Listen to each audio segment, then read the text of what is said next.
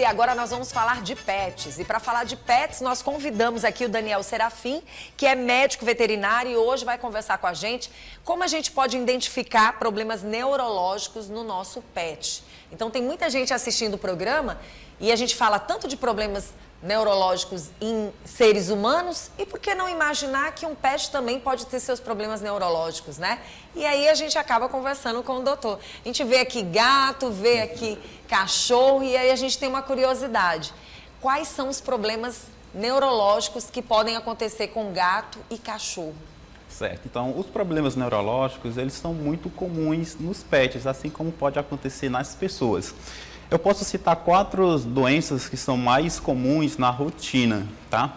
Então, uma delas, a hérnia de disco, é uma doença muito comum nos pets e pode acometer os pets ainda muito jovens, a partir dos 2 anos de idade. As doenças vestibulares, que acometem o equilíbrio do pet, tá? As doenças inflamatórias do sistema nervoso central, que são as meningoencefalites, tá? E as crises epilépticas, né? As convulsões, que é um sintoma causado por uma diversidade de doenças que podem atingir o sistema nervoso central do animal. Como é que a gente pode perceber esses sintomas no pet? No caso aí você já explicou mais ou menos, visivelmente, como a gente pode perceber que ele teve algum problema neurológico, né? Mas pode acontecer de ter algo com aquele pet e que visivelmente a gente não consiga ver? Então, os sinais inicialmente costumam ser sutis, então é necessário uma atenção por parte do tutor para observar essas alterações. No caso das doenças vestibulares que alteram o equilíbrio, o tutor vai observar um certo desequilíbrio do animalzinho. O animalzinho durante a caminhada, por exemplo, desliza ou cai no chão, ou pode apresentar inclinação da cabeça ou movimentação dos olhos. E, inicialmente, vão ser esses os sinais que vão ser observados. No caso das hérnias de disco, o animal ele sente bastante dor, bastante desconforto. Então, o tutor vai observar o animal mais relutante em fazer exercícios, tá? Pode apresentar uma postura que a gente chama cifótica, que é um encurvamento da coluna. O animalzinho pode diminuir o apetite e, em casos mais graves, eles já podem apresentar dificuldades motoras, tá? Quando você fala desses problemas, tanto faz gato ou cachorro?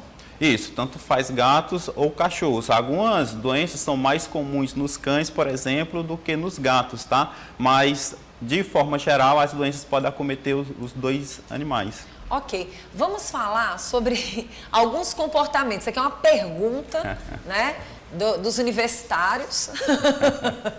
Uma pergunta sobre a questão do cachorro correr em círculos, de preferência correndo atrás do próprio rabo.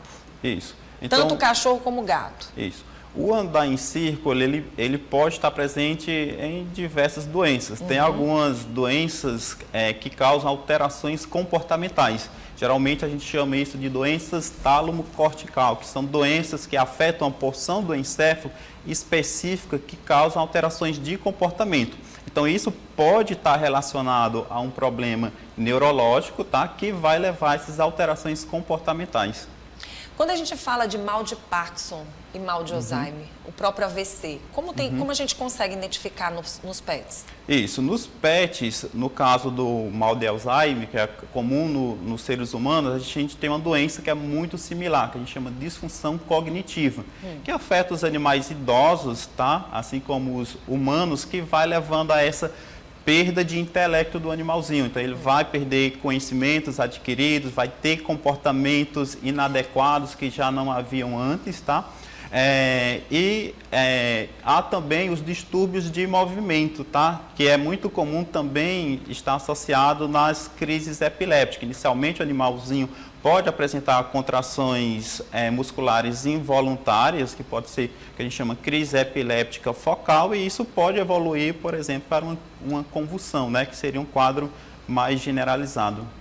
No caso, os pets têm enxaqueca?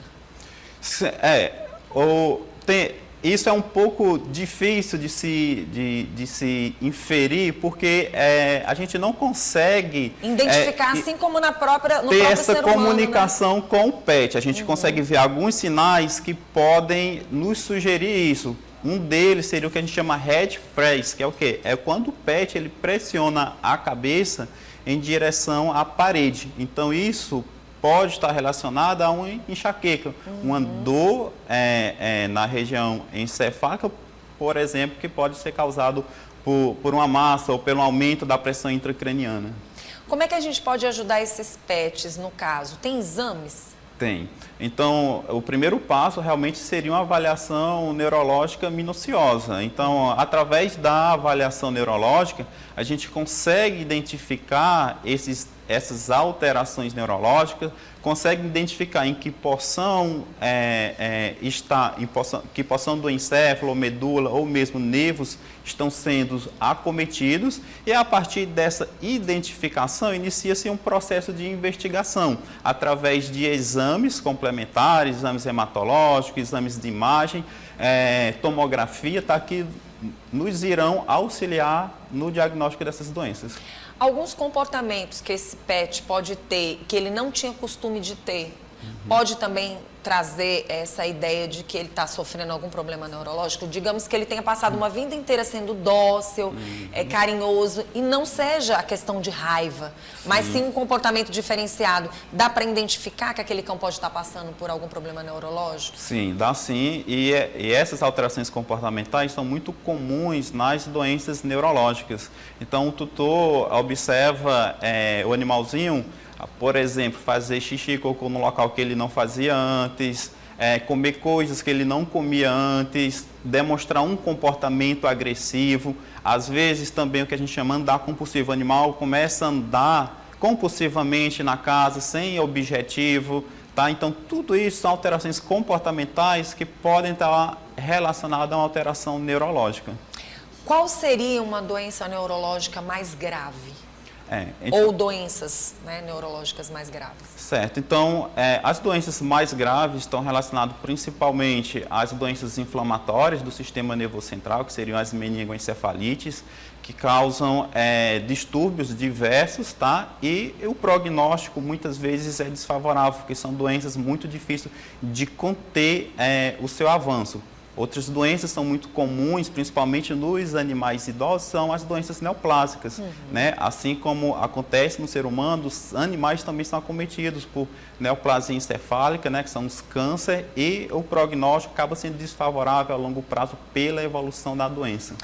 Pode acontecer alguma cirurgia que venha reverter esse problema no pet? Sim, com certeza. Principalmente quando se fala de hérnia de disco, por exemplo, então é possível fazer intervenções cirúrgicas, tá, que irão descomprimir essa medula com a remoção desse material extrusado, tá, e, consequentemente, o pet vai voltar a ter uma vida normal.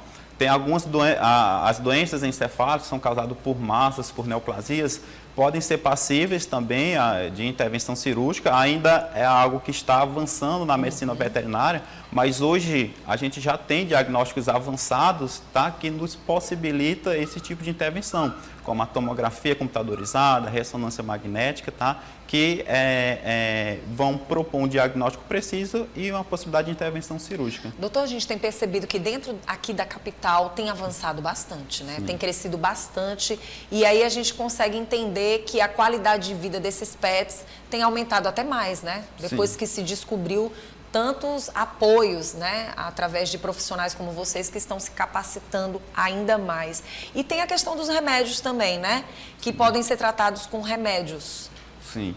Então, muitas doenças, né, elas são feitos, os tratamentos que a gente chama conservativos, tratamento clínico, à base de medicações. Por exemplo, o tratamento para crise epiléptica, né, uma vez o paciente apresenta crises epilépticas, ele vai tomar medicações contínuas para o controle dessa crise, né, e também nesse processo é investigado a causa básica que está levando essas crises epilépticas. Então, tratamento de crise epiléptica, tratamento de dor também, então, para medicações para o tratamento de doenças comportamentais. Então, tudo isso, há uma gama de medicações que permitem o tratamento clínico desse paciente. Doutor, para a gente encerrar, pode acontecer de alguma doença neurológica afetar também a pele desse pet? Então, existem algumas doenças neurológicas que podem levar a alterações comportamentais que podem fazer com que esse pet se machuque e leve a alterações de pele. Mas muitas vezes o animal ele pode ter uma doença sistêmica com repercussão em outros sistemas, como o tegumentar, né, que seria pele, endócrinos, então renal. Então, no processo de investigação, é precisa essa investigação ampla, porque muitas doenças sistêmicas que podem ter repercussão em outro sistema, como pele, rim, endócrino. Muito bom.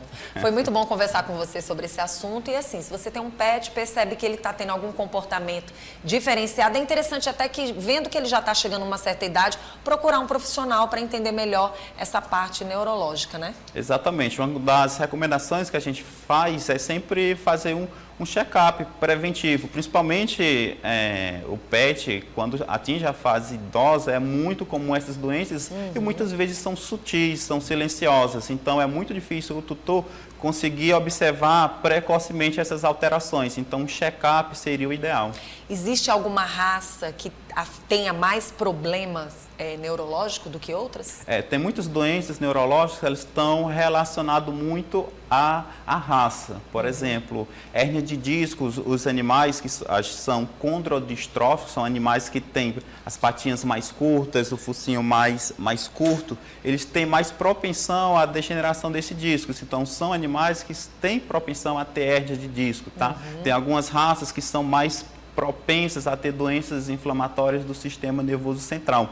Então, o fator racial também ele influencia bastante em certas doenças neurológicas. Gatos também? Gatos também. A gente não, no Brasil, a gente não tem uma variedade tão grande de raças, tá? Mas o fator raça também, independente da espécie, ele influencia a apresentação dessas doenças. Tá certo. Doutor, muito obrigada pela sua presença. Qual é o seu Instagram? O @Daniel Serafim Vet. Pronto, tá na telinha também para que você possa entrar em contato com ele e tirar outras dúvidas, né, doutor? Perfeito. Muito obrigada pela sua presença.